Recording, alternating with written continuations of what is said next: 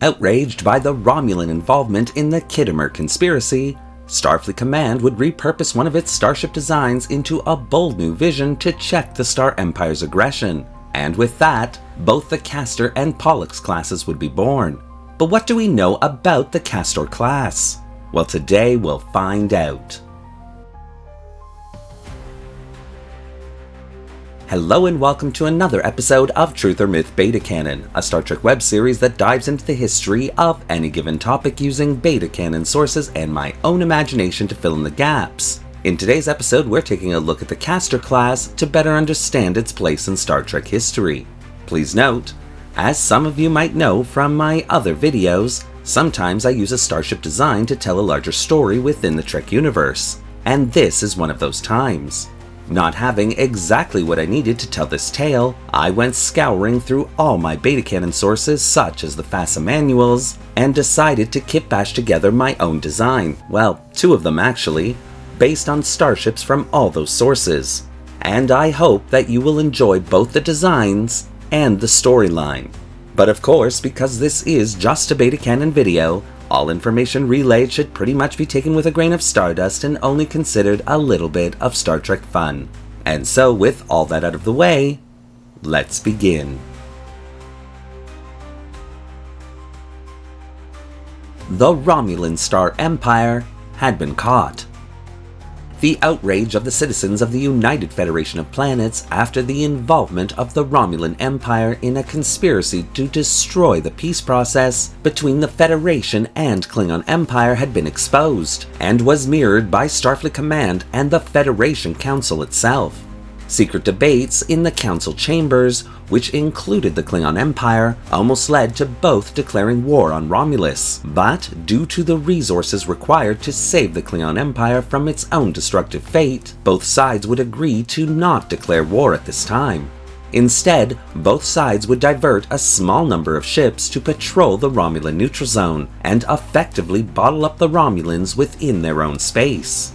It was an unfortunate situation for all sides, as in recent years the Romulan Star Empire had begun formal diplomatic contact with the Federation, even establishing the first Romulan embassy on Earth. However, all that was now destroyed, with the Star Empire and their embassy being expelled from Earth and several formal protests being filed against that once proud government.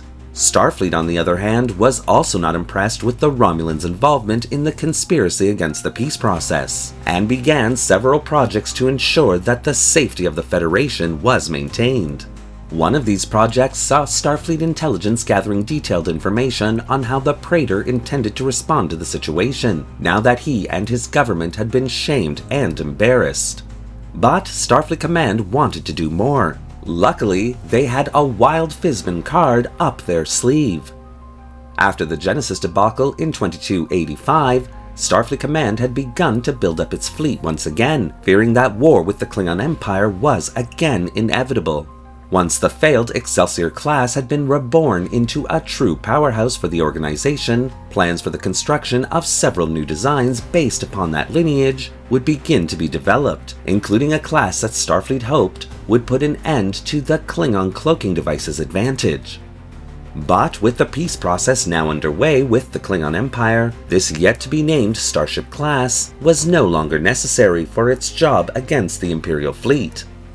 And although 48 hulls of the class had already been laid out, Federation Council orders prevented the completion of these new vessels, and so they simply stayed lifeless, collecting space dust at the Ayadara shipyards.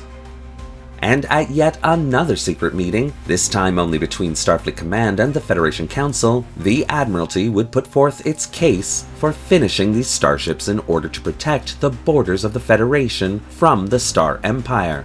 The Federation Council would agree to allow Starfleet to do exactly that, to create a new class of starship to ensure the Romulans could never interfere in Federation business again. The unnamed class and its 48 hulls would be reworked and redesigned into two separate classes, designed to work in concert with each other, one being a science hybrid, with the other being a purely tactical design. And in early 2295, the Castor and Pollux classes would be born. Sitting at a length of 315.4 meters, the Castor Class would be designed to be operated by 378 officers and crew members. Named after the twin half-brothers in Greek and Roman mythology, even the class's names were a direct stab at the Romulan Star Empire, whose home star system contained the twin planets of Romulus and Remus. The Castor Class would have the latest development in Starfleet warp system designs, and would contain a third nacelle for both an added speed bonus as well as protection, allowing the class to still reach fairly high warp velocities should one of its nacelles be rendered inoperative in battle. As a result, the Castor Class would have a standard safe cruising speed of warp factor 7.5, with an emergency maximum speed of warp factor 12.6 for 14-hour increments, all old warp scale of course. Tactically, the Castor Class would not be as well armed as its twin sister the Pollux Class. Though it did contain a wide variety of dual phaser emitter banks, the available power output of these systems was scaled back to increase the power output of its newly designed scientific systems. The Castor Class did, however, contain two forward-facing torpedo launching systems, though its torpedo storage facilities could only hold 48 photon torpedoes at a maximum. The class's shield systems would be standard for the time. Where the Castor Class lacked in weaponry strength, it made up for in scientific genius. With increased power to the sensor systems, in concert with a modified deflector dish capable of sending out gravitic pulses, in theory, the Castor Class could be able to detect cloaked Romulan starships, negating that often considered invaluable and infallible tactical advantage employed by the Star Empire. Of course, the Achilles heel of this class was the amount of power required to run this new sensor system, requiring that any starship of the Castor Class be accompanied and protected by a much more powerful starship design.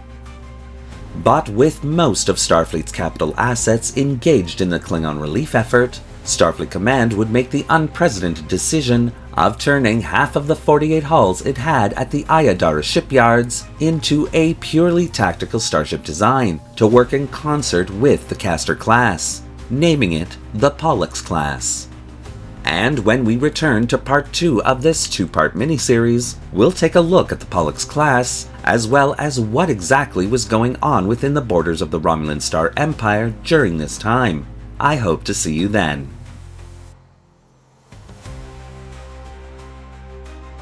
Thank you for watching today's episode of Truth or Myth Beta Canon. What do you think of the Castor Class and the historical narrative that I've created here? Do you want to see more videos like this one? Well, leave your comments in the section below, and don't forget to like the video and subscribe to the channel, hitting that little bell icon so you won't miss a single video we release. Want to help the channel find a way to protect the United Federation of Planets from cloaked Romulan aggression? Then consider becoming a channel member subscriber or a channel patron. Both a major help that allows this channel to purchase resources and 3D models to keep it going. The link to both memberships is in the description below. Thanks again for watching. Jolan True.